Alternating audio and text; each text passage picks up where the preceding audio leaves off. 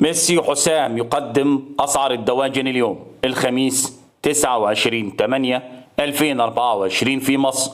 جملة وقطاعي بشرة خير يا مربيين الدواجن، انخفاض أسعار الكتكوت والأعلاف. السلام عليكم ورحمة الله وبركاته. أهلا وسهلا بكم أصدقائي المتابعين للقناة. لو لسه بتشوف القناة لأول مرة فضلا وليس أمرا اعمل لايك للفيديو واعمل اشتراك للقناة عشان يوصلك كل جديد، ولا تنسوا الصلاة على سيدنا محمد صلى الله عليه وسلم واشتراككم في القناة شرف لنا.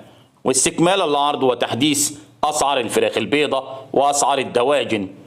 أما بالنسبة لأسعار جملة وقطاعي وفي المحلات، سعر البط البلدي في المزرعة سجل 120 جنيه وفي المحلات 130 جنيه.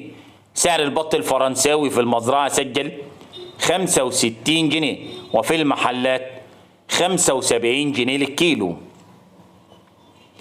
سعر البط المولار في المزرعة سجل 80 جنيه وفي المحلات 90 جنيه للكيلو.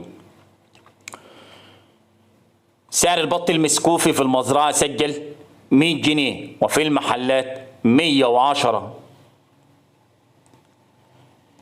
سعر السمان في المزرعة سجل 60 جنيه وفي المحلات 65 جنيه.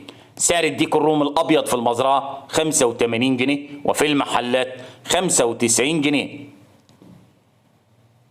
سعر الديك الروم الأسمر البلدي في المزرعة 110 وفي المحلات 120 جنيه. سعر الفراخ البيضة في المزرعة سجل 66 وسعر التنفيذ 65 وفي المحلات 73 جنيه للكيلو.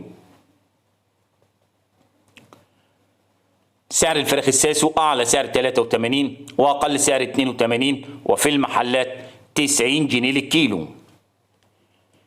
سعر الأرنب اليوم في المزرعة سجل 100 جنيه وفي المحلات 110. سعر الفراخ البلدي الحر 105 وفي المحلات 115 جنيه. والسلام عليكم.